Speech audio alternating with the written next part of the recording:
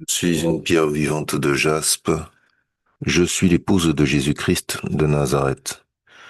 Frères et sœurs en Christ, bonjour et soyez les bienvenus en cette séance de prière d'intercession. Merci de vous joindre à moi pour la prière d'ouverture.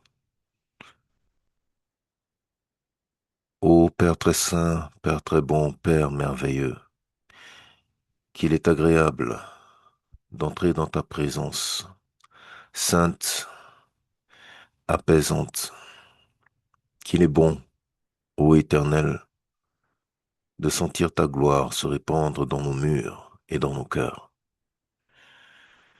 Nous sommes heureux de pouvoir encore en cet instant être rassemblés à tes pieds pour t'adorer, pour te glorifier, pour témoigner de tes hauts faits dans notre vie et pour élever la voix comme un seul homme pour toutes tes brebis à travers la terre.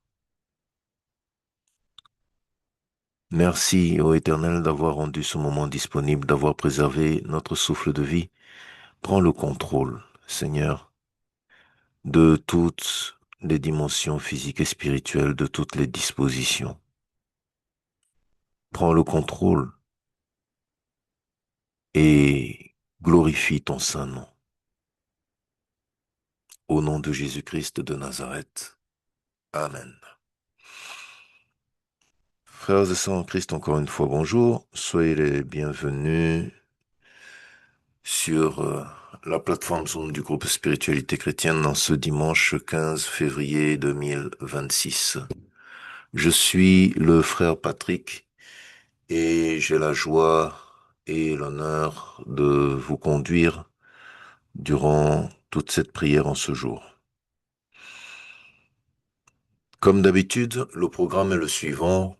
Nous aurons d'abord une exhortation, puis nous aurons à entrer dans la page des témoignages pour entendre ce que l'Éternel a fait dans nos vies, et nous terminerons par nos points de prière.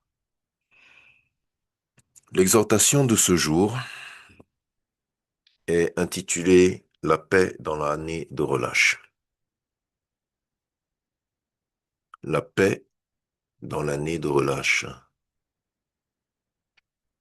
ou la paix dans la relâche. Ce point m'a été inspiré compte tenu du fait que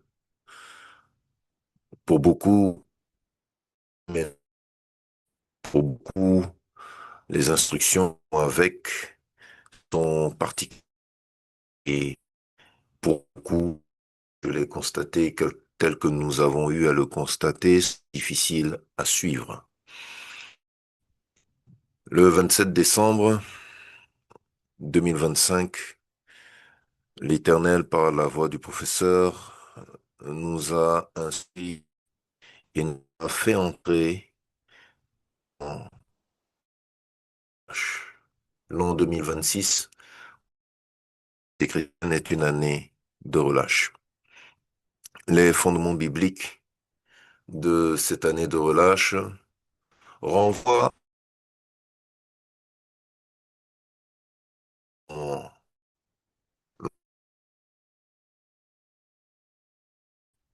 elle, dire qu'elle n'est pas labourée, qu'elle n'est pas défrichée,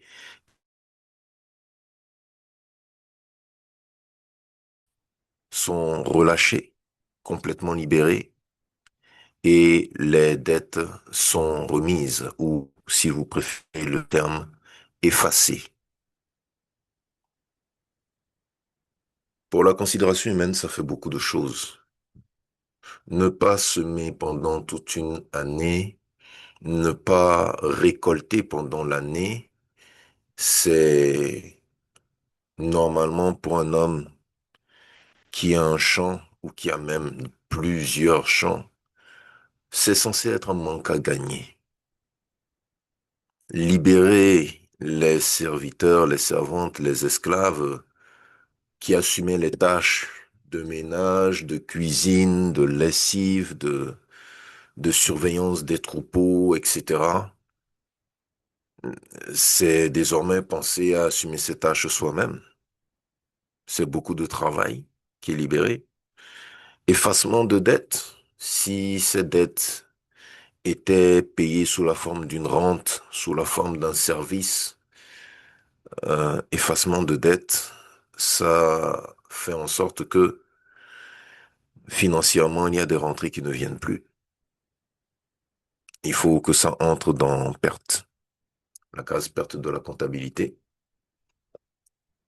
Et donc, comme je le disais, ça fait beaucoup. Pour un homme de cette époque, ça fait beaucoup. Mais chaque 7e année, après l'instauration de la loi, après l'instauration de la tente, chaque 7e année, même, je dirais la tente, même le temple, chaque 7e année, le peuple observait cette loi, cette recommandation à la lettre.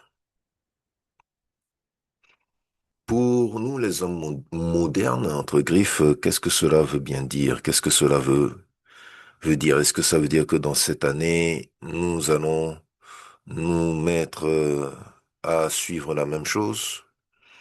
Que votre cœur soit en paix, nous ne sommes pas juifs. Cependant, spirituellement, nous avons une tâche. Les instructions qui ont été données sont les suivantes. Le seul point de prière qui peut être une demande ou une supplication, qui peut faire l'objet d'une demande ou d'une supplication, c'est la demande ou la supplication pour le pardon. Pour tous les autres, nous considérons qu'il est nécessaire juste de rendre grâce. Juste rendre grâce. Nous avons eu beaucoup de mal, pour beaucoup, comme je le disais, à entrer dans ce processus. Parce que toute l'année 2025, l'année d'avant, les décennies d'avant, depuis l'enfance, nous sommes formatés pour demander à Dieu.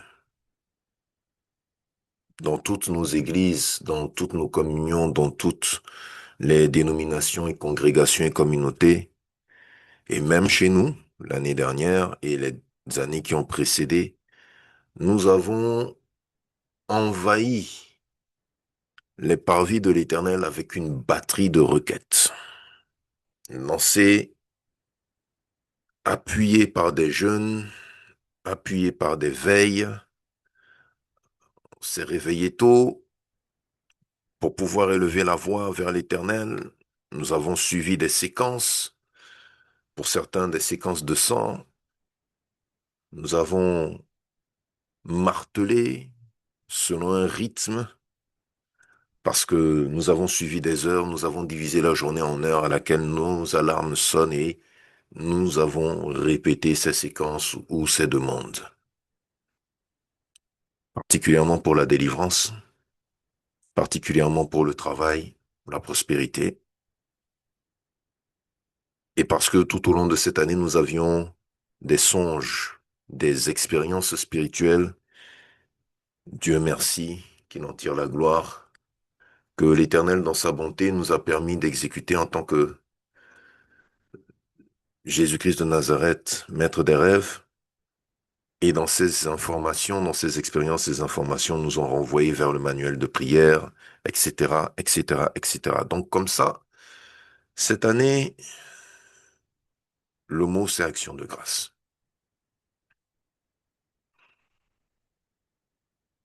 Pour certains, ça a été porte de soucis, de lourdes réflexions. Mais pour moi, j'ai goûté aux fruits de ces instructions dès leur premier jour.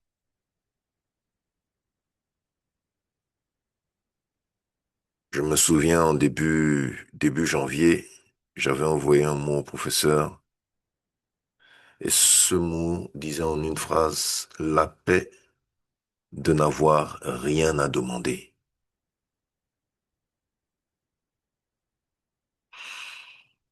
L'année de relâche n'a pas pour objectif d'augmenter vos soucis. L'année de relâche n'a pas pour objectif d'augmenter nos problèmes non plus. Bien que certains soient encore là, bien que certains soient encore exprimés, l'année de relâche ne leur donne pas plus de poids. Bien au contraire. Dans la Sainte Parole de Dieu en Luc 12:30, le Messie nous rappelle que Dieu connaît déjà nos problèmes avant même que nous les ayons formulés. Il est conscient de nos besoins et difficultés avant même que nous les exprimions,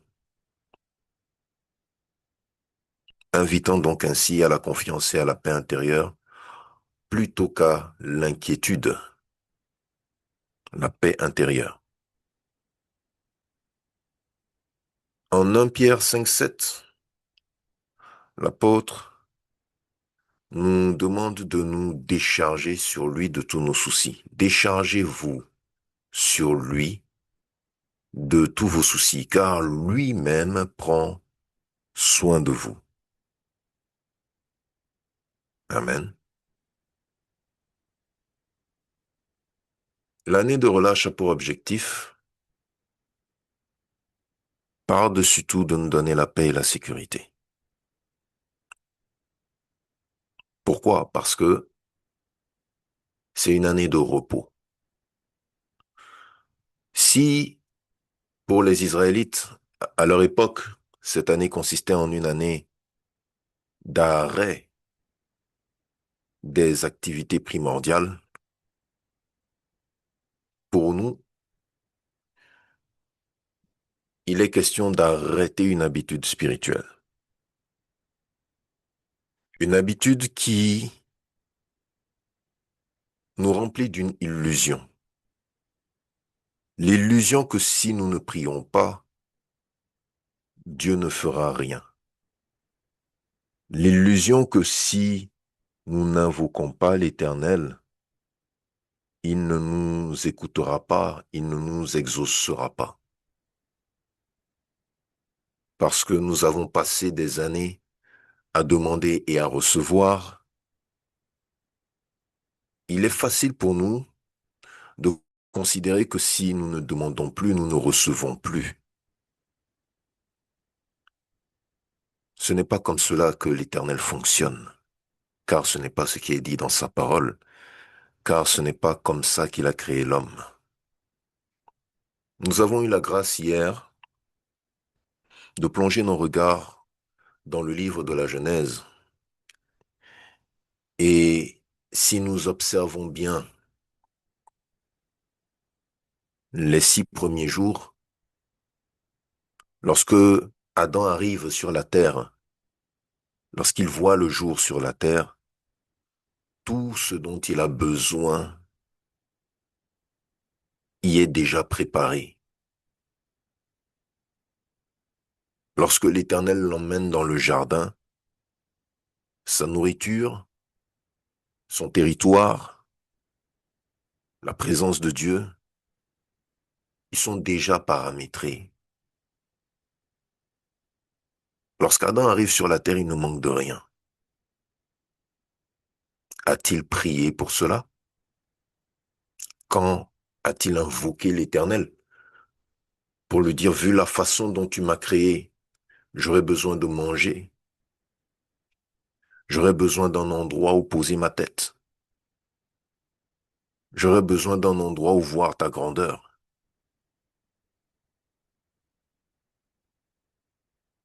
Non. Il est certes vrai que lorsque nous invoquons l'Éternel face à des situations données, nous avons à penser que parce que la situation nous arrive, c'est que l'Éternel ne sait pas qu'elle nous est néfaste. Voyez-vous, toutes ces choses sont normales, bien qu'erronées. ce n'est pas correct, ce n'est pas juste, ce n'est pas vrai, mais elles sont devenues normales chez nous parce qu'elles sont une habitude charnelle. Et c'est pour ça que nous nous évertuons de toujours garder nos yeux dans la Bible, dans la parole de Dieu, pour contrôler, vérifier, nous rappeler combien la fidélité de l'Éternel dépasse notre entendement. Car en vérité, aucune de nos prières ne peut forcer Dieu à nous répondre. Aucune de nos supplications ne peut forcer Dieu à se lever de son trône.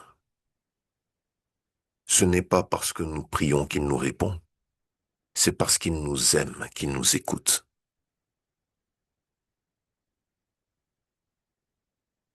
Le premier fondement de la paix dans l'année de relâche, c'est l'amour de Dieu. Lorsque l'Éternel donnait ses commandements à son peuple, ce n'était pas parce qu'il les détestait, ce n'était pas parce qu'il voulait leur faire du mal, mais c'était parce qu'il voulait les bénir. C'était parce qu'il voulait les bénir. Les instructions de l'année de jubilé font partie de l'ensemble des lois de Moïse. Comme je l'ai dit tout à l'heure, le fondement biblique de l'année de relâche dans laquelle nous sommes dans ce ministère est basé sur les lois, est basé sur le principe de l'année de repos qui, dans la Bible, est appelée l'année de jubilé, la 7e année.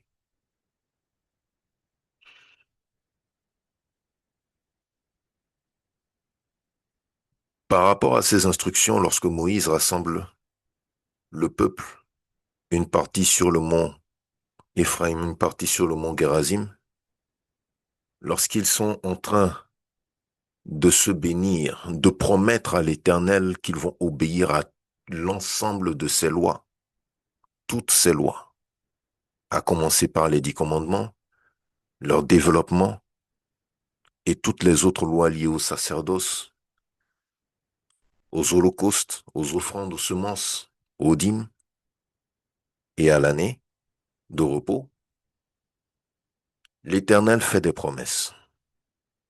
Pour leur obéissance aux instructions, l'Éternel fait des promesses. Et en Lévitique 26, 6, il est écrit, l'Éternel parle, je mettrai la paix dans le pays, et personne ne troublera votre sommeil. Je ferai disparaître du pays les bêtes féroces, et l'épée ne passera point par votre pays. Amen.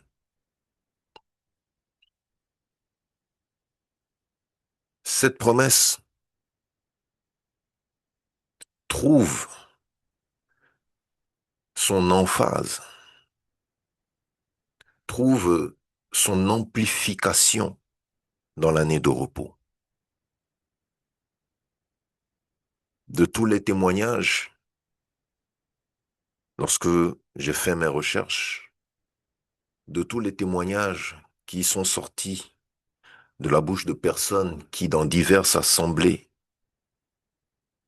chrétiennes et dans diverses parties du pays d'Israël, parmi les Juifs, qui suivent cette lettre, cette loi à la lettre, la 6e année, en résultat, compte double.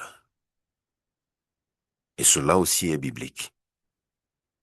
Lorsqu'ils arrivent à la fin de la 6e année, qu'ils font les comptes de leur rentrée, de leur production, de leurs ventes, de leurs activités, le résultat est double. La provision est double. De sorte que ils aient suffisamment pour se reposer durant l'année de relâche, suffisamment pour se nourrir, pour s'habiller, pour couvrir tout besoin durant l'année de relâche et l'année qui suivra. Parce que quand vous êtes agriculteur, quand vous avez un champ, Durant l'année de relâche, vous ne sarclez pas, vous ne défrichez pas, vous n'enlevez pas les mauvaises herbes, vous ne préparez pas la terre. Et l'année qui suit est une année de semences, où vous refaites la première semence. Pendant que vous faites cette première semence, il faut bien que vous ayez des réserves dans le grenier. Eh bien, l'Éternel pourvoit toujours le double durant la 6e année. Vous pouvez, à loisir, faire cette recherche aujourd'hui. Nous rendons grâce à l'Éternel.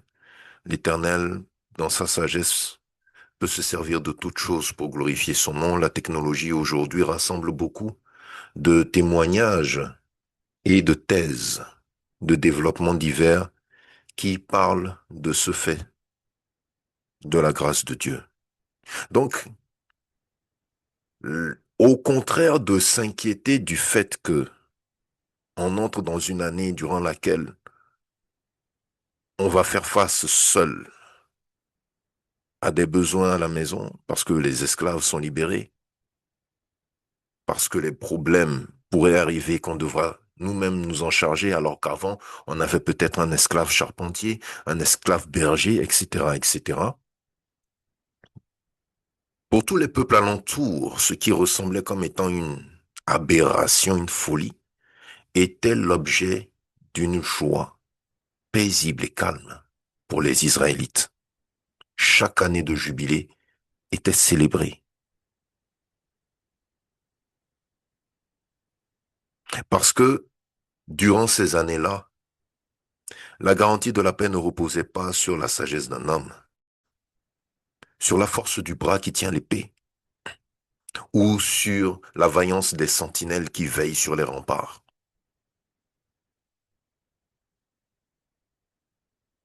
Elle reposait sur Dieu lui-même. D'où le terme relâche.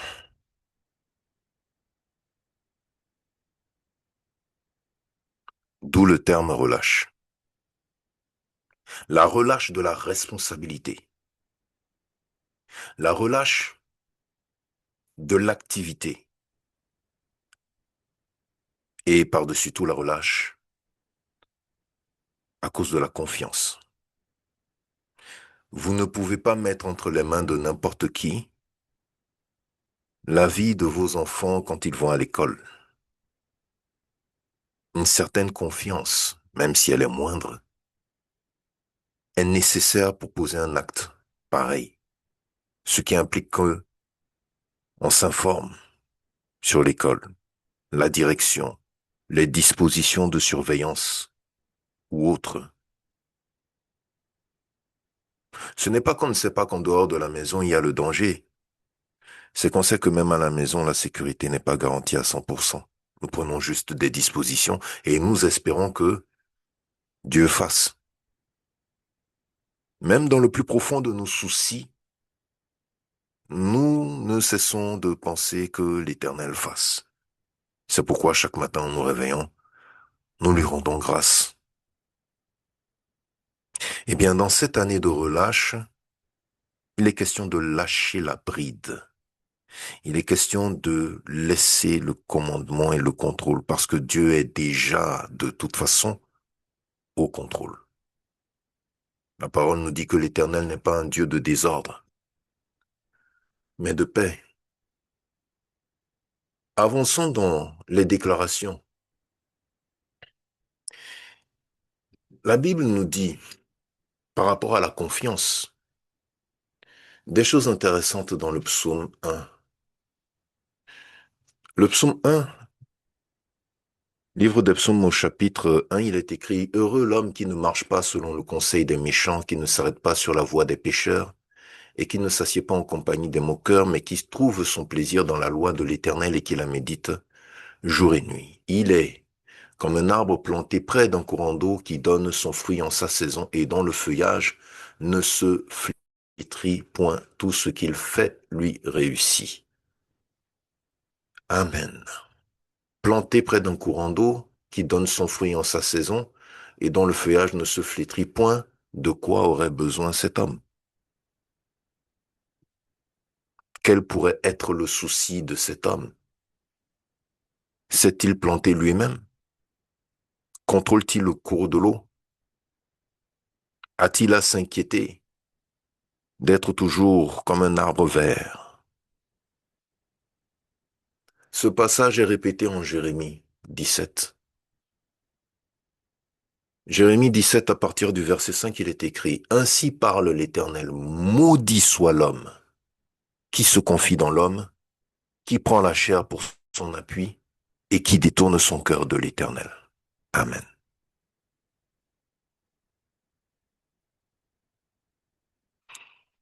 Est-ce que cette parole a besoin d'interprétation particulière? Les expressions sont simples, noir sur blanc écrites, et pour tous les adultes que nous sommes censés comprendre aisément ce qui est dit. Qui prend la chair pour son appui? Dans cette expression, il est question de nous-mêmes aussi. À chaque fois que nous nous appuyons sur notre propre intelligence, sur notre propre conception des choses, le professeur est-il devenu fou? Ne pas demander? Moi, je n'ai pas encore ma délivrance, moi, j'ai pas fini. Mais son manuel de prière est plein de demandes. Il y a même de belles supplications, des prières inspirées. Et aujourd'hui, tout à coup, pendant 12 mois, on va rien demander. Et je fais comment pour être délivré? Pourtant, personne ne s'est demandé, tu as fait comment pour vivre jusque-là?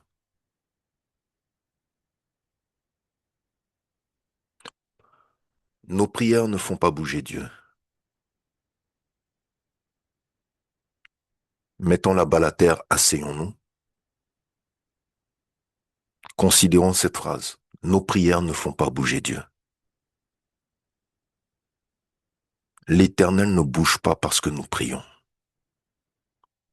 L'Éternel nous écoute parce qu'il nous aime. Et nous n'avons rien fait pour séduire Dieu. Nous n'avons rien fait pour mériter son amour. Et nous ne ferons jamais rien qui le méritera. C'est une énorme grâce. Dans le spirituel, frères et sœurs en Christ, j'ai découvert que c'est un énorme privilège de pouvoir prononcer le nom du Messie. Certaines personnes sous forte possession ne peuvent pas le prononcer. Il nous est si facile de dire Jésus-Christ de Nazareth pourtant.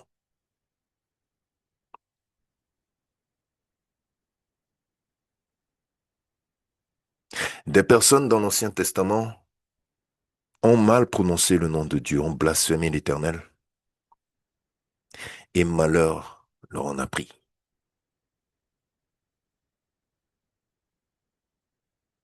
Alors à quel moment pouvons-nous nous frapper la poitrine pour dire que quand moi je parle à mon Dieu, il m'écoute et il me répond? Quel est le protocole que nous avons signé avec celui qui siège sur les chérubins et sur les séraphins, qui fait que quelles que soient les situations, quelle que soit l'humeur dans laquelle il est, quand nous appelons son nom, il doit tourner son visage vers nous? Il n'y en a pas.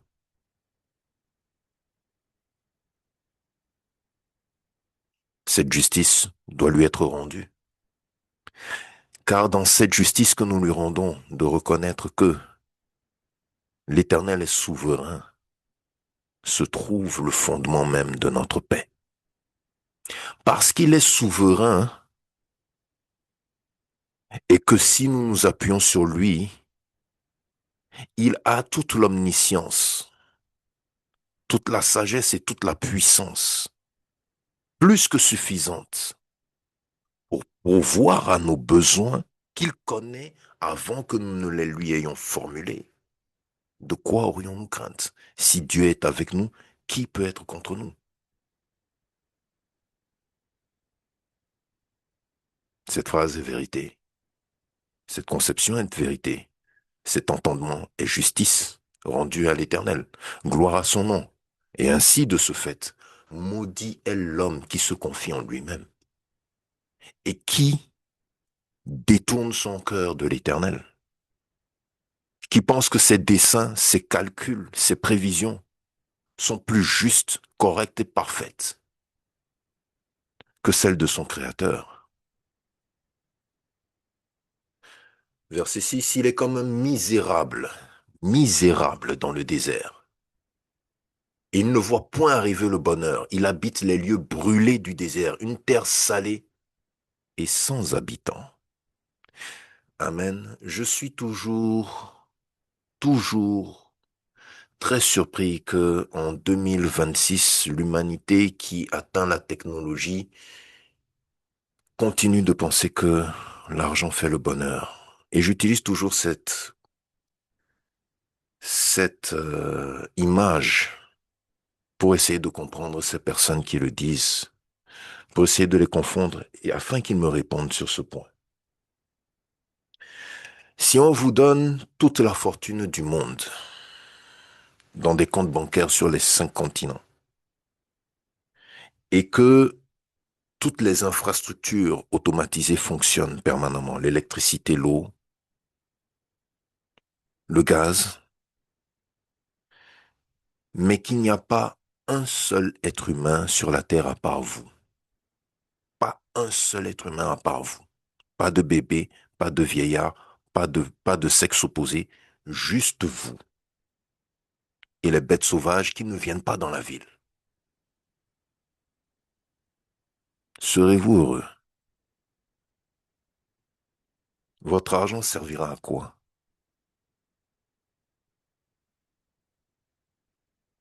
Serez-vous heureux?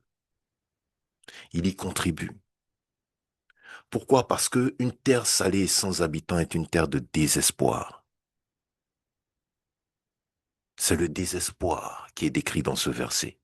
Mais une terre où il y a des habitants, à chaque fois que nous allons en voyage par la route, que nous voyons les grands espaces de verdure, peu importe la paisibilité qui nous inspire, quand nous approchons d'une ville, nous sommes en joie. Ah, je vais revoir mon cousin. Ah, je vais revoir la famille.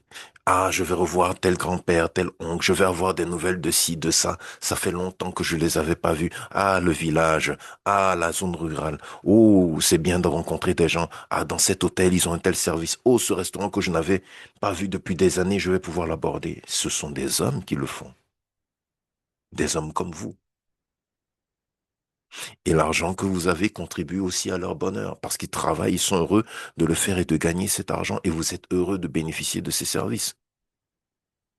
Mais qui a créé tous ces hommes qui travaillent dans les villes, qui créent les repas, qui font les transports? Qui les a créés? Qui leur a donné la permission? Qui permet que sur cette terre, tous autant que nous sommes, nous ayons nos activités, malgré tous les contextes climatologiques, politiques et économiques?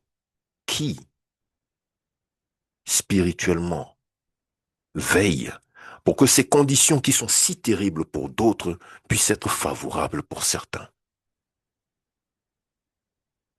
N'est-il pas souverain? Verset 7. Béni soit l'homme qui se confie dans l'Éternel et dont l'Éternel est l'espérance. Alléluia. Il est comme un arbre planté près des eaux et qui étend ses racines vers le courant. Il n'aperçoit point la chaleur quand elle vient et son feuillage reste vert. Dans l'année de la sécheresse, il n'a point de crainte, il ne cesse de porter du fruit. Avez-vous déjà vu un arbre porter du fruit en pleine sécheresse? Je n'en ai jamais vu. L'Éternel dit que l'homme qui met toute sa confiance en lui est un arbre qui porte du fruit dans la sécheresse. En somme, un arbre qui porte du fruit en plein désert, sans oasis. Voyez-vous la puissance de ces déclarations? Ce ne sont pas nos soucis qui nous font vivre, frères et sœurs. Ce ne sont pas nos considérations de la vie qui nous apportent la joie et la réussite, frères et sœurs. Le verset 9. Le cœur est tortueux par-dessus tout, et il est méchant. Qui peut le connaître? Ce n'est pas un homme qui parle, c'est celui qui a créé les hommes qui dit ceci.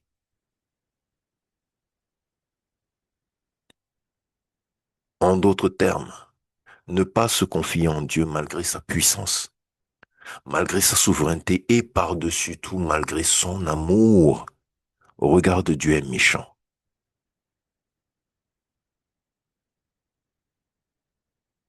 Ne pas se relâcher sur Dieu qui est déjà au contrôle au regard de Dieu est méchant.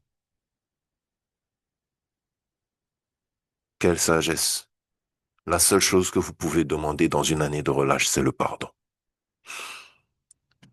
En Isaïe 26, 3, il est écrit, à celui qui est ferme dans ses sentiments, tu assures la paix. La paix parce qu'il se confie en toi. Pas la paix parce qu'il compte sur lui-même.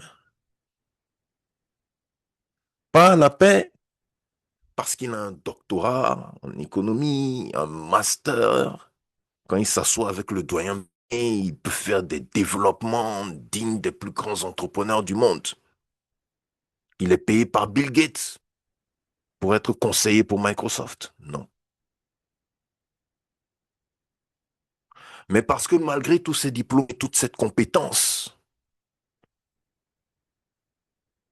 il a à cœur de s'humilier devant Dieu pour l'éclairer dans ses réflexions, pour débroussailler les toiles d'araignée de ses soucis afin que l'Éternel lui fasse paraître la lumière de la voie à suivre, la voie de la sagesse.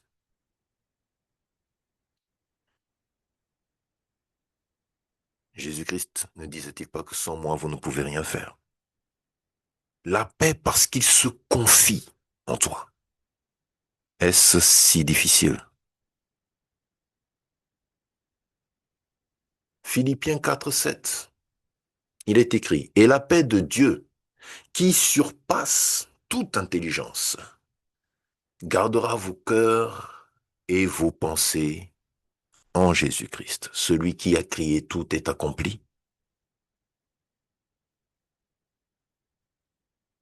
La paix de Dieu surpasse toute intelligence. C'est normal. La sagesse des hommes est folie aux yeux de Dieu, nous dit l'Ecclésiaste. La sagesse des hommes est folie aux yeux de Dieu, nous dit l'Ecclésiaste. La paix de Dieu qui surpasse toute intelligence gardera vos cœurs et vos pensées en Jésus-Christ.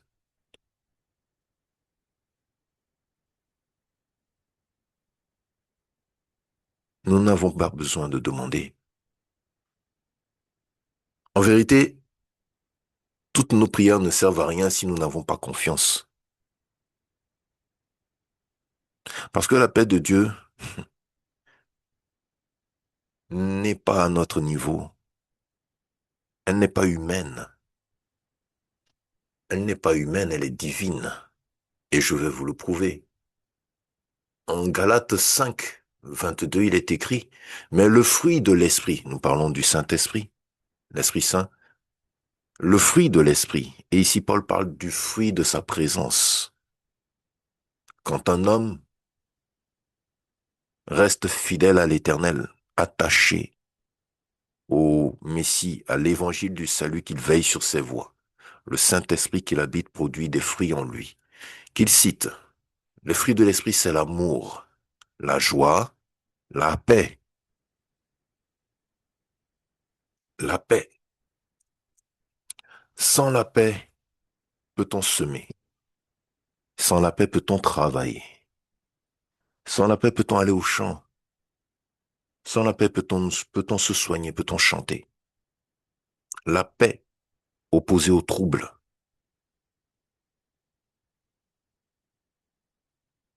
Cette paix, dans la relâche, c'est Dieu qui la donne. C'est Dieu qui la pourvoit. C'est l'Éternel qui la fournit. En Jean 14, 27, il est écrit, je vous laisse la paix. Je vous donne ma paix. Le Messie, le Christ, le Sauveur de l'humanité, celui qui lave nos péchés par son sang, celui qui est conçu du Saint-Esprit, Dieu parmi les hommes, Emmanuel, qui abat toutes les montagnes, dit, je vous donne ma paix, sa paix à lui, la paix dans laquelle il marchait au milieu d'un peuple troublé, au milieu d'un peuple maudit, au milieu d'un peuple condamné à le suivre lui ou à périr. La paix qui habitait en lui face à toutes les demandes, toutes ces personnes souffrantes, soucieuses de retrouver la communion historique de leur Père avec leur nation. La paix qu'il portait en lui face à une légion de démons tremblantes, demandant si leur heure était venue. La paix parce qu'il a la puissance. La paix parce qu'il est le chemin, la vie, la vérité. La paix qu'il donne en cet instant parce qu'il sait qu'il va aller arracher, il va aller humilier les principautés, les autorités, les dominations et même la mort. Je ne vous donne pas comme le monde donne, que votre cœur ne se trouble point et ne s'alarme point. Il parle à ceux qui l'ont suivi durant 3 ans, qui ont tout abandonné pour être avec lui, à son chevet, inondés de son enseignement, qu'il avait prévenu et qui n'ont pas compris. La Bible, dans les évangiles, ne nous dit pas combien les apôtres avaient peur, combien les apôtres ne croyaient pas. Je vous assure, les apôtres étaient bouleversés. Et voici la parole qu'il leur donne. Parce qu'il est au contrôle. Parce qu'il est au contrôle, parce que c'est déjà fait.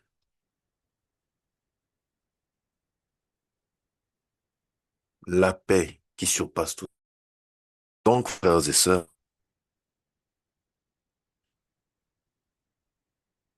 dans l'année de relâche, Dieu sait que vous êtes intelligents. Dieu sait que nous sommes soucieux et conscients. Dieu sait que nous sommes faibles et fragiles. Dieu sait que nous sommes acculés par des urgences. Dieu sait que des trompettes et des lions crient dans nos oreilles tous les problèmes du monde et de l'humanité. Mais il y a une chose par-dessus tout que Dieu sait. Il sait déjà que nous avons besoin de lui. Et il y a une chose par-dessus tout que Dieu sait. C'est que si lui, il ne le permet pas, il ne se passera jamais rien contre nous. Il y a une chose que le ciel, la terre, les étoiles et tous les êtres vivants savent. C'est que quand lui se lève de son trône, les montagnes fument, les arbres tremblent, les nuages fuient. Et il se lève pour celui qui l'aime et qui se confie en lui. Dieu sait que c'est lui qui fait pleuvoir sur le bon et le méchant et qui fait briller le soleil sur le juste et l'impie. Il sait quels sont nos jours. Il sait le nombre de cheveux sur notre tête. Je ne veux pas reprendre Job, la réponse de l'Éternel à Job. Il connaît le fondement de la terre et tous les territoires. Dieu sait qui nous a mis ici. Dieu sait que nous l'aimons. Dieu sait déjà.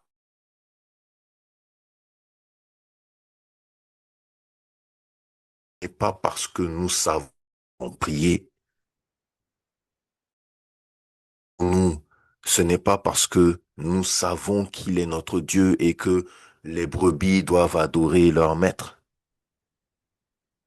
Jésus-Christ de Nazareth sait déjà de quoi nous avons besoin. Et si sa fidélité est notre bouclier, comme le dit le psaume 91, à quel moment nos larmes, à quel moment nos chagrins, nos angoisses ou nos joies bougent-elles ce bouclier? Votre Père ne vous donnera jamais un serpent à la place du pain quand vous avez faim.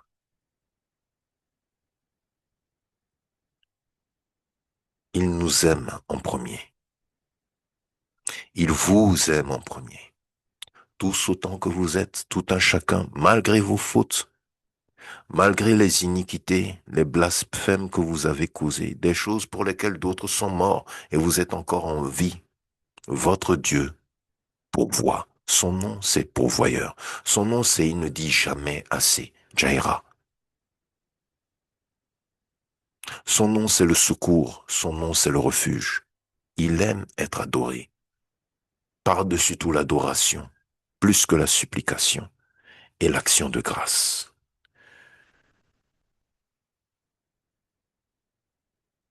Je terminerai par cette prière de l'apôtre Paul. Sachant cela, entrons véritablement dans cette année de relâche en action de grâce. L'action de grâce n'efface pas le besoin, mais l'action de grâce glorifie celui qui pourvoit au besoin. Que le Seigneur de la paix vous donne lui-même la paix en tout temps, de toute manière. Que le Seigneur soit avec vous tous. Amen.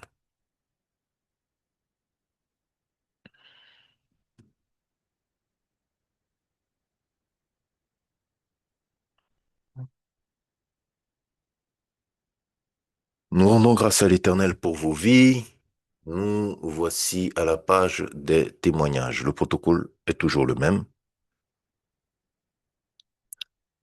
Ceux qui veulent témoigner peuvent activer leur micro. Aujourd'hui, nous avons pris l'expérience, donc vous pouvez activer vos micros, demander la parole.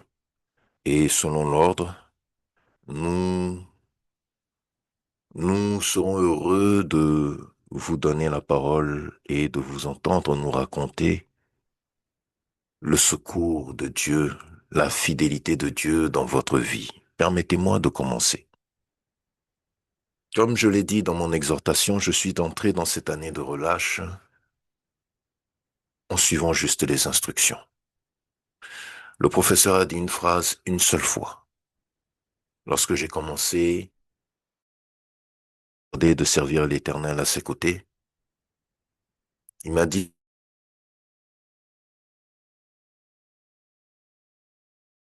les instructions sont capitales. Suivre les instructions, c'est s'assurer au moins 50% de succès. Quand ces instructions sont tombées, le 27 décembre, je n'ai pas réfléchi parce que bon Dieu que j'en avais besoin. Bon Dieu que j'en avais besoin. J'avais besoin de souffler. J'avais besoin de respirer. J'avais besoin de faire un break.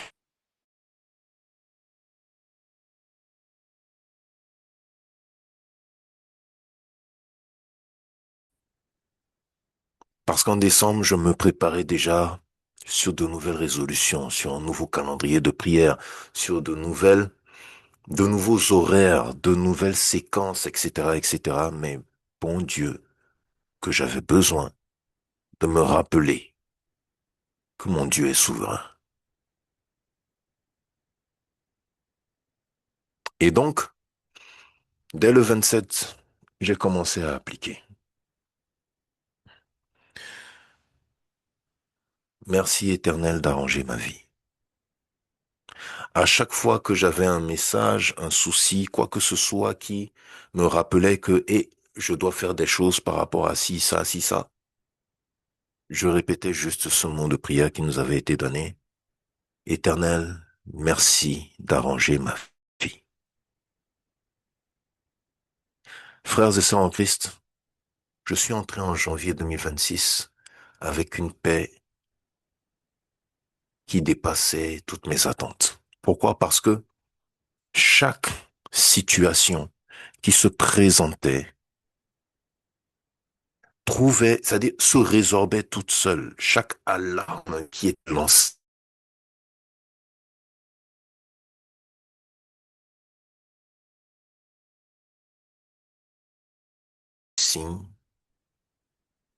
était content d'avoir de mes nouvelles, était content d'avoir un signe de ma part. étaient contents de voir que je ne les avais pas oubliés. Tous, tous frères et sœurs. Chaque personne qui attendait une information de ma part pour organiser quoi que ce soit, nos séances de travail par rapport à ma structure, par rapport au marché, quoi que ce soit, finalement n'était pas pressé d'entendre parler de moi. C'est-à-dire que toute urgence, tout ce que je considérais comme étant une urgence, s'effaçait de lui-même ou d'elle-même. Ma première semaine de janvier a été incroyable. J'étais en vacances. J'étais en vacances. Et donc ont commencé les situations plus proches de moi dans mon environnement physique. La porte de ma chambre a un loquet défectueux.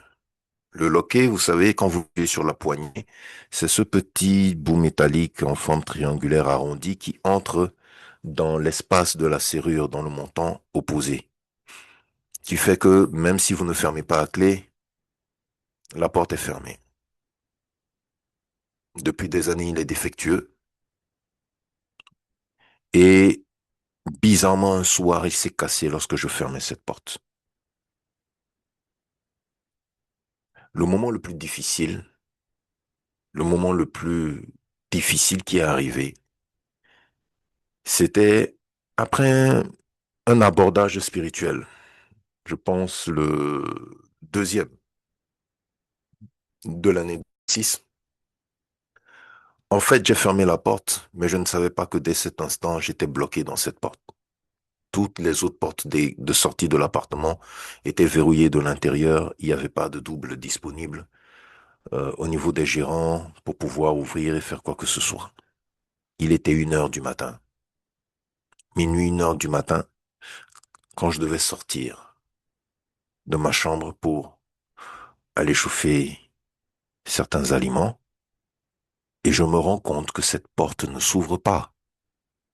Je fais tout ce qu'il faut, je frappe, elle ne s'ouvre pas.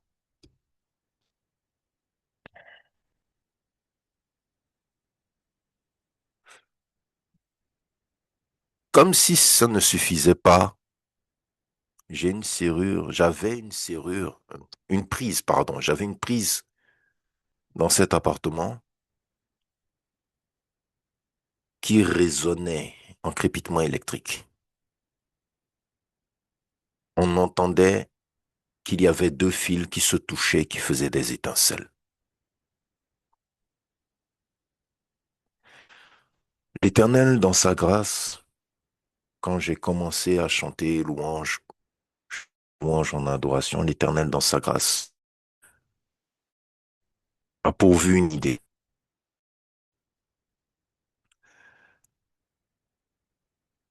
Parce que j'ai changé avec Privat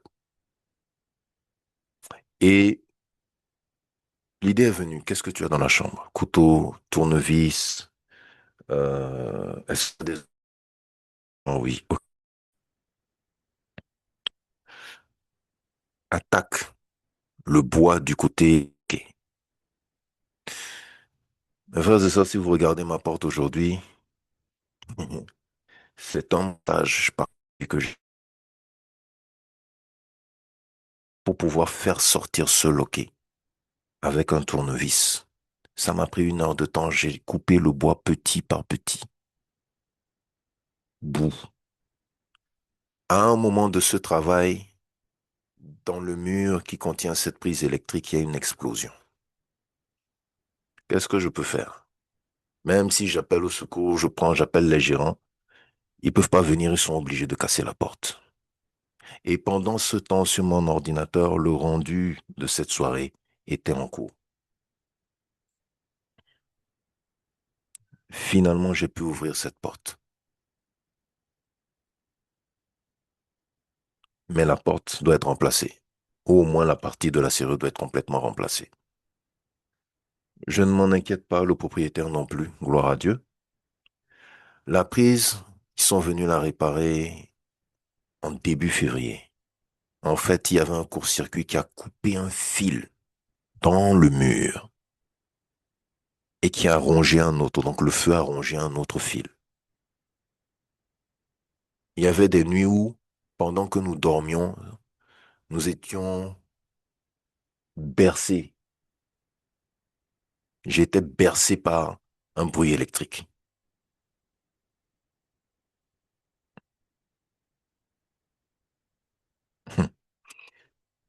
Quand l'électricien est venu sortir les fils, il y en a un qui était complètement coupé. Un autre, tout le caoutchouc sur lui avait fondu. Donc il y a eu un feu. Il y a eu un feu dans ce mur. Un feu électrique. Il n'y a pas eu de retour de masse sur le sol. Rien de tout ça. Mais le plus gros de cet incident s'est produit quand j'étais enfermé dans la chambre. Et à ce moment-là, par la grâce de l'Éternel, Privat était avec moi. Imaginez-vous les dégâts.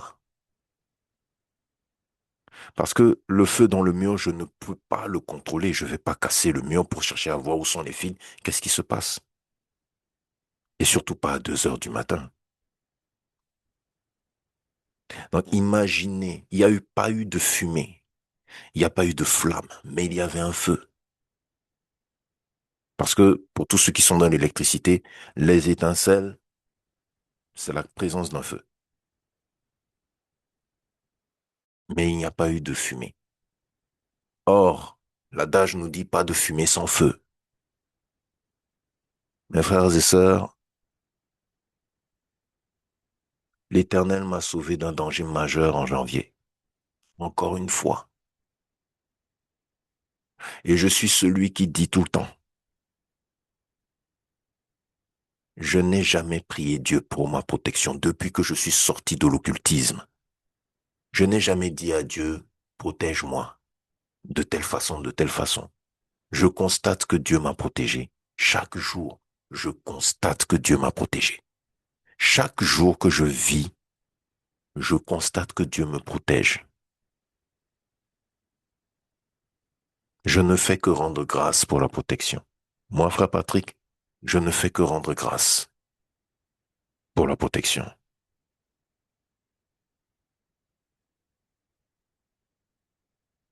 Beaucoup de circonstances se sont passées en ce moment-là. Ça prendrait trop de temps de tout vous raconter. Mais celle-ci, oui, je rends grâce à l'Éternel de ce que il nous a préservés, ma moitié et moi, et de ce qu'il a témoigné de son amour pour nous. Voilà comment mon année de relâche a commencé. Je suis au repos mental. La seule chose qui m'importe actuellement, c'est le pardon et l'éveil. C'est tout. Parce que j'ai 2 fois plus envie de servir ce Dieu. Voici le témoignage de ce que l'Éternel a fait pour moi en ce début d'année de relâche. Sans compter l'évolution rapide, les enseignements que nous sommes en train de prendre accélèrent quelque chose en nous. Frères et sœurs, ces 3 premiers mois d'observation de cette année, chez moi, le bilan dépasse toutes les attentes. Ce que Dieu fait dépasse toutes les attentes.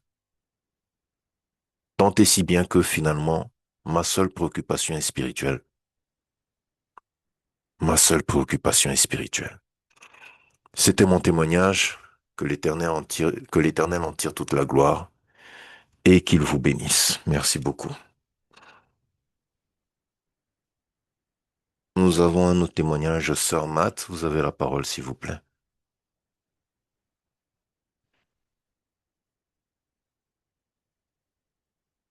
Allô, sœur Matt,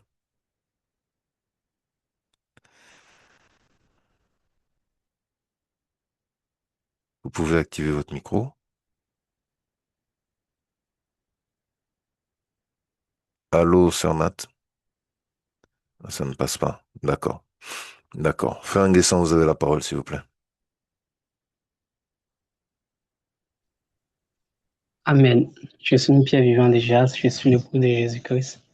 Amen. Bon, c'est, comment on appelle ça, une action de grâce au fait. Bénir le Seigneur pour tout ce qu'il a accompli dans ma vie en cette année de relâche. Parce que depuis lors, lorsqu'on a fait l'émission sur l'année de relâche, bon, il y a beaucoup de choses vraiment qui se sont accélérées dans ma vie. Parce qu'avant ça, on avait fait des, des, des activités selon lesquelles on devait formuler des vues, comment on appelle ça même, des vues et tout ça là, en ce qui concerne nos vies, certaines décisions dans nos vies et tout ça. Donc j'avais tous ces soucis-là, je me posais tas de questions. Et puis bon, ça coïncidait avec l'année des relâches.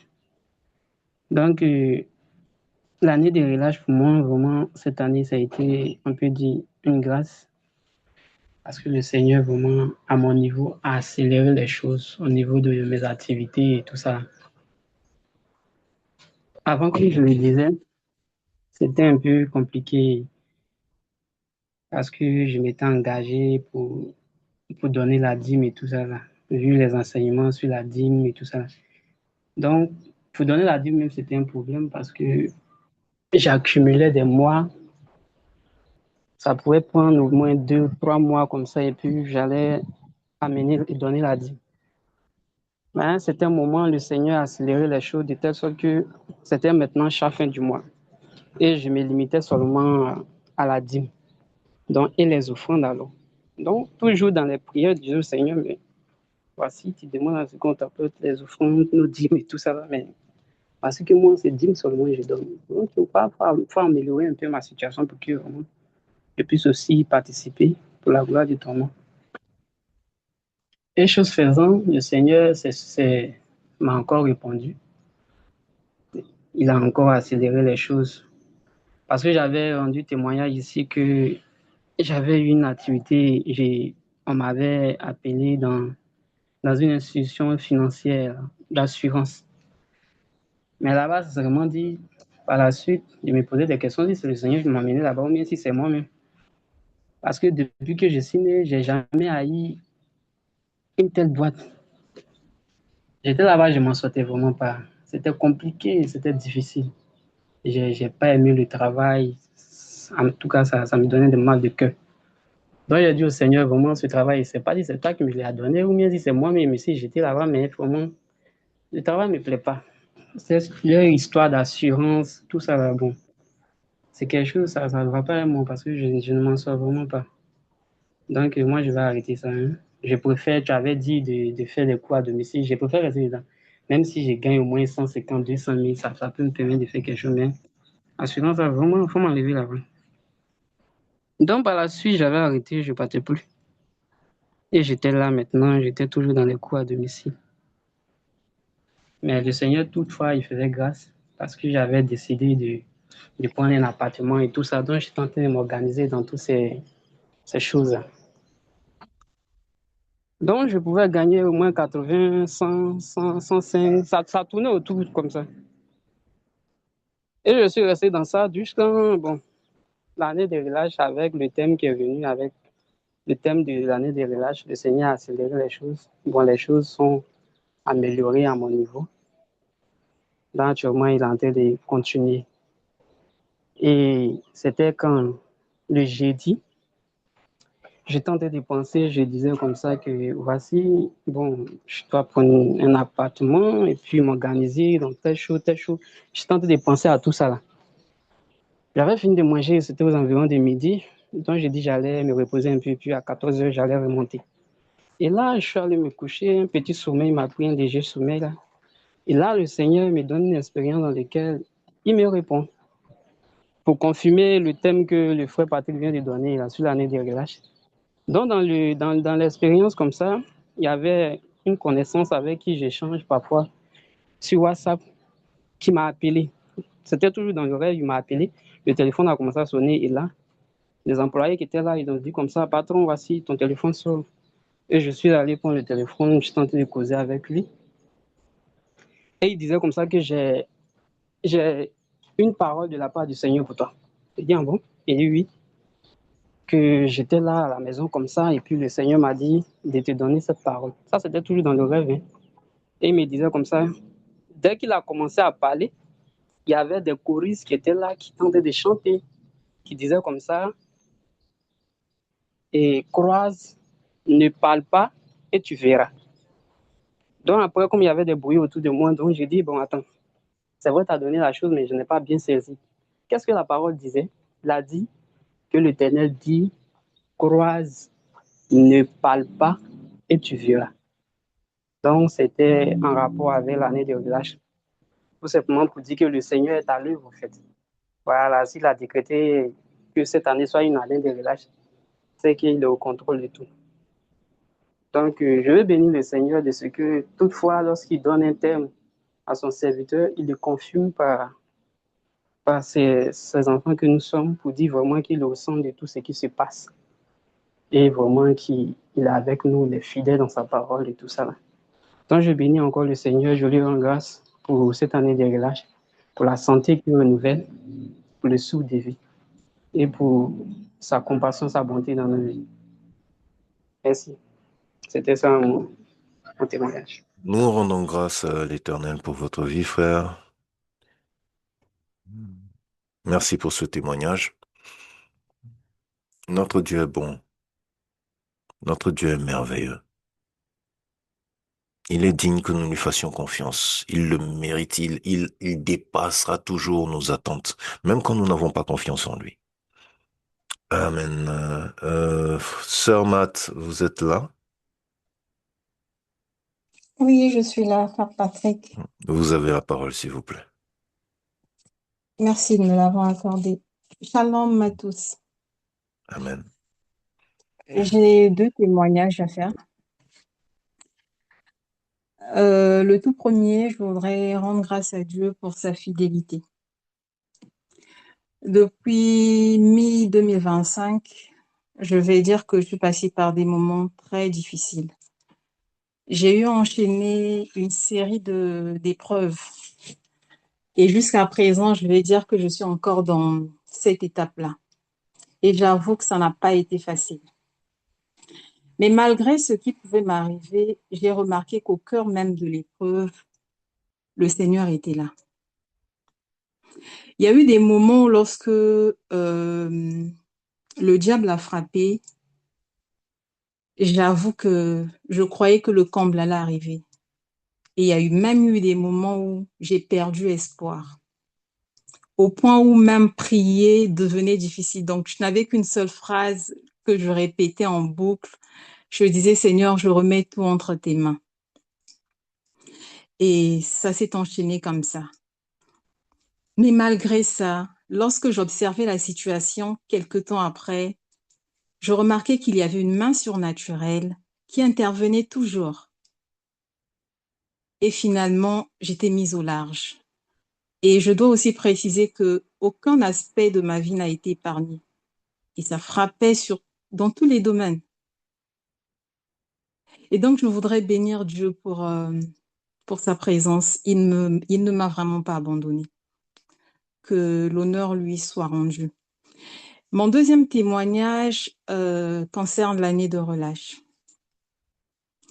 Lorsque nous sommes rentrés dans l'année de relâche, je le faisais avec beaucoup d'enthousiasme. Lorsque le professeur nous avait demandé de faire l'exercice, pour moi, c'était un ouf de soulagement. Je dis, mon Dieu. Donc, lorsque je faisais l'exercice, je me disais, Seigneur, derrière moi les épreuves, derrière moi tout ce que je suis en train de vivre, je remets tout entre tes mains. Mais seulement, je ne savais pas comment ça allait se passer par la suite. Et quand on a fini cet exercice, ça n'a même pas traîné, des coups de fil ont commencé, malgré l'heure qui était suffisamment avancée pour me rappeler que l'épreuve était toujours là. Je dis, OK, je gère. Et j'ai géré par la prière. Et tout ce que je savais faire depuis mi-2025, on va dire, c'était résoudre des problèmes. Tout ce que je faisais, c'était ça, c'était résoudre des problèmes. Dans le cadre de mon travail, tout ce que je pouvais gagner ne servait qu'à résoudre des problèmes. Et là, moi qui au départ suivais l'instruction qui consistait à rendre grâce à Dieu parce qu'il avait déjà fait, tout doucement, je ne réalisais pas que mon discours commençait à changer. Au lieu de remercier le Seigneur parce il m'avait déjà donné la victoire sur une situation, je me perdais en supplication. Et à force de le faire, je ne réalisais pas que ça devenait un style. Donc, j'étais en train d'enchaîner, en fait, le même processus qu'en 2025.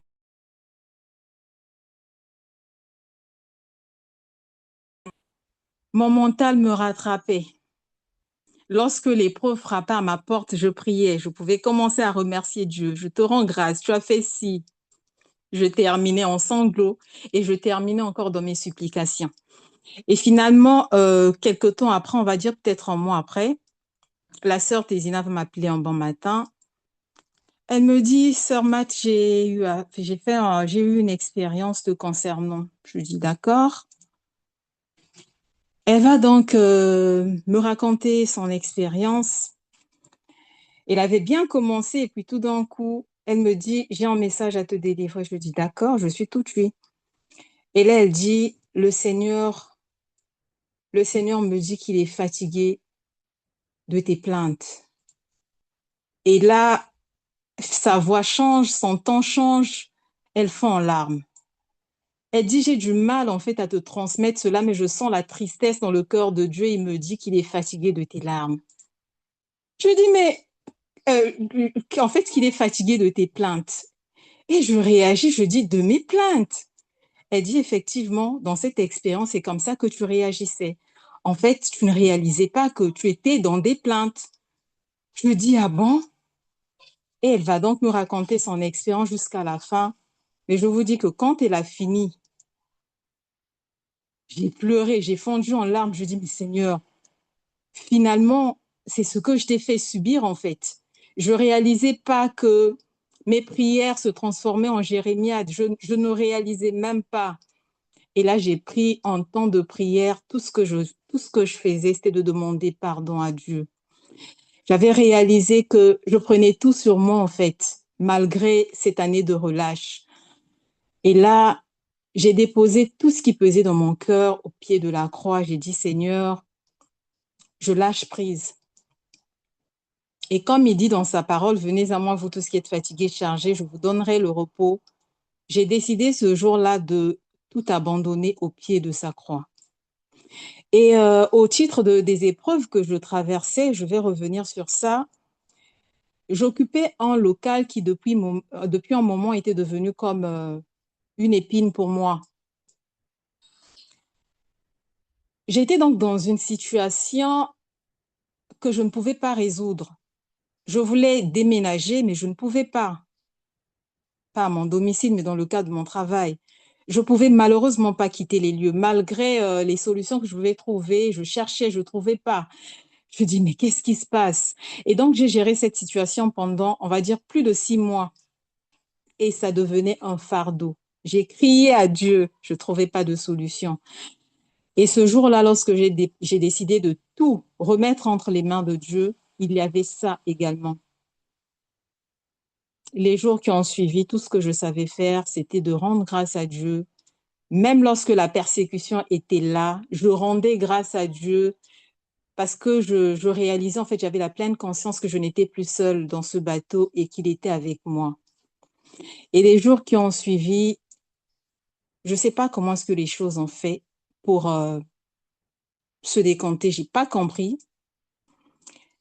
Je n'ai plus prié pour ce local-là. Contre toute attente, un matin, on m'appelle pour me proposer autre chose. Et c'était au-delà de toutes mes attentes.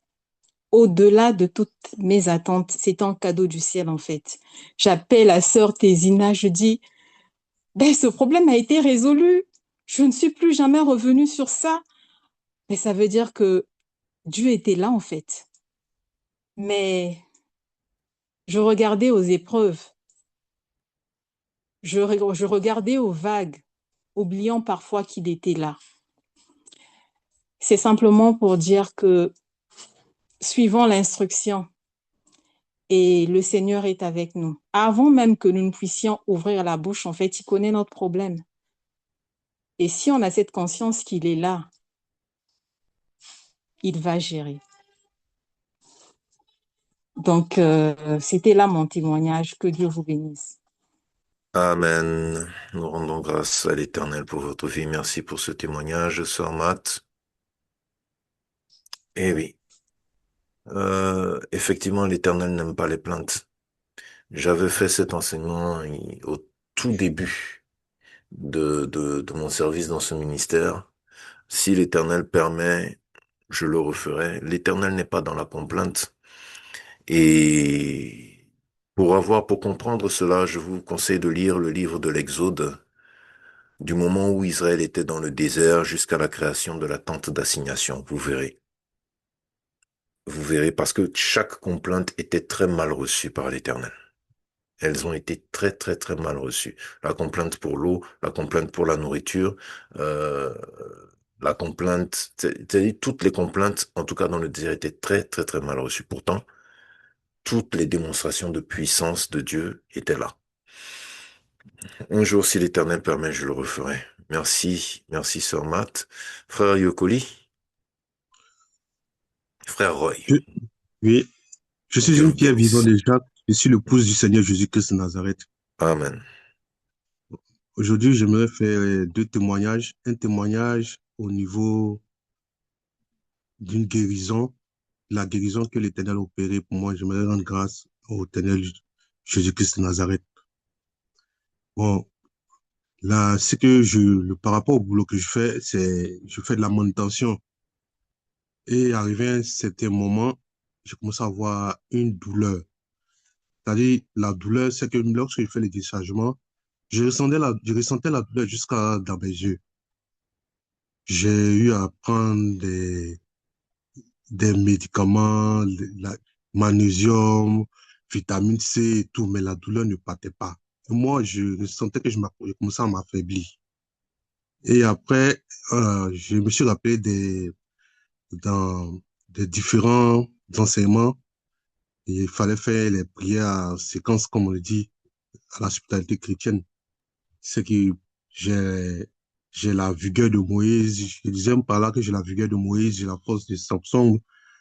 La douleur était permanente depuis l'année passée, hein, mais j'ai remarqué que jusqu'à au mois de janvier, jusqu'à ce mois, je remarque que la douleur même est partie complètement et j'ai repris la vigueur, j'ai plus de vigueur encore. Donc, j'aimerais rendre grâce au Seigneur. Ça, c'est le premier témoignage que j'aimerais faire. Maintenant, pour le deuxième témoignage, c'est que l'Éternel Dieu m'a épargné vraiment un accident grave. Ça, c'était un accident encore, ça c'est au service. Pendant le déchargement des colis, il y a des colis qui pèsent 20 kilos, 18 kilos et tout, mais qui sont en haut, qui sont très hauts. Et nous sommes en bas pour faire le déchargement. Et dans ce mois-là, il y a un collègue, une fois, qui, dans ses manœuvres, a poussé un colis en voulant enlever le colis. Le colis est quitté en haut, là-haut il était, et puis le colis est tombé. Mais moi, j'étais juste en bas. Le colis m'a effleuré la tête. Donc, c'était juste, le colis même devait tomber normalement sur ma tête. Et quand j'ai senti que il y a comme on dit, un colis effleuré la tête et qui est descendu, qui m'a même effleuré justement la tête et qui est tombé juste à côté de moi, j'ai dit, Seigneur, merci beaucoup de m'avoir aidé. Celui qui avait, lui, il avait peur. Il disait, il était touché, il avait peur. Il dit, non, faut le laisser. Dieu a déjà tout pris en charge. Donc, j'aimerais faire ce témoignage-là pour rendre gloire au Seigneur. Merci beaucoup. Amen. Amen. Gloire à Dieu. Nous rendons grâce à Dieu de ce qui vous a préservé et que vous êtes encore parmi nous. Gloire à l'Éternel dans sa fidélité. Hmm. L'année de relâche, ce n'est pas une mince affaire, mes frères et sœurs. Prenez cela au sérieux.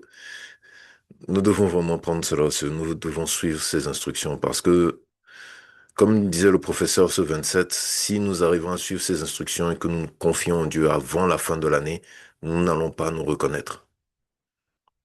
Nous n'allons pas nous reconnaître. Parce que si ça a commencé comme ça, nous ne sommes pas au bout de nos surprises. Nous ne sommes pas au bout de nos surprises. Je voudrais terminer avec ce témoignage, s'il n'y a pas d'autres témoignages. Depuis le mois, depuis l'année dernière en 2025, quand le professeur m'a prévenu de l'opportunité, enfin de la mission en fin d'année, et que j'étais sélectionné, que j'étais attendu, il y a un bras de fer qui s'est entamé pour renouveler mon passeport. Le pasteur Léon connaît tous les épisodes parce que lui et moi étions très en contact par rapport à cela. Et je rends grâce à l'Éternel pour la vie de cet homme, car il m'a soutenu. Il m'a soutenu en prière, il m'a soutenu en conseil, en logistique. Je bénis vraiment cet homme, c'est une grâce d'avoir des personnes simplement dévouées dans ce ministère. Que Dieu te bénisse, pasteur. Ça a été un bras de fer. C'est-à-dire que je n'ai pas fait les démarches normalement. J'ai J'ai contacté la sœur Ablé qui m'a mis en contact avec un de ses cousins qui travaille dans l'administration publique. Donc, les choses ont été faites en accéléré. Mais malgré le fait qu'elles ont été faites en accéléré, ô Seigneur mon Dieu, ça a été un bras de fer qui m'a pris du mois de mai jusqu'au mois de janvier, mai 2025 à janvier 2026. Parce que je n'ai pu avoir mon passeport qu'en janvier 2026. Les démarches ont inclus des modifications sur le nom. Quand finalement lorsque j'ai pu déposer le dossier, j'étais encore dans les délais pour avoir le passeport et faire la demande de visa. J'étais encore dans les délais. Grande a été ma surprise quand, au niveau du passeport d'abord, le délai a été dépassé pour le retrait. Quand j'ai été contacté que je suis arrivé, il y avait une erreur sur mon passeport. Je l'ai renvoyé à la correction et là, le délai de correction a été plus que dépassé. Nous sommes, c'est-à-dire au moment même où j'ai reçu une notification de celui qui m'assistait, donc le clerc d'administration, pour me dire, mais il faut relancer, etc., etc. On était déjà trop avancé. Toutes les personnes qui devaient voyager avaient déjà entamé leur voyage. Et pour pouvoir avoir ce passeport en janvier, j'ai dû encore faire des pieds et des mains. Et en janvier, j'ai eu ce passeport. Avec tous mes papiers remis à jour, toutes les dispositions remises à jour. Ça a été un sacré combat. Mais en janvier, pour le reprendre, ça s'est fait comme s'il ne s'était rien passé. Comme s'il ne s'était rien passé. Je bénis la sœur Ablé aussi, je bénis ce monsieur qui m'a aidé. Vous savez, je ne sais pas si mon année de relâche a commencé en 2025. Mais en 2026, tant d'opportunités se sont présentées. Et pour dire une chose, ça, le professeur est au courant, le pasteur n'est pas au courant, lors le jour où je retirais ce passeport, le jour où moi je suis parti retirer ce passeport en bonne et due forme ce matin-là, nous avons eu une attaque spirituelle ici. Pour vous dire, généralement pour aller à la guerre, quand on va en guerre, on s'assure d'avoir toutes les armes de notre côté, toutes les choses à notre avantage. Frères et sœurs en Christ, Notre assurance en tant que chrétien, c'est que Dieu soit de notre côté. Parce qu'encore une fois, si l'Éternel est avec nous, qui peut être contre nous? Que l'Éternel vous bénisse. Nous finissons ici, nous fermons ici cette page de témoignage.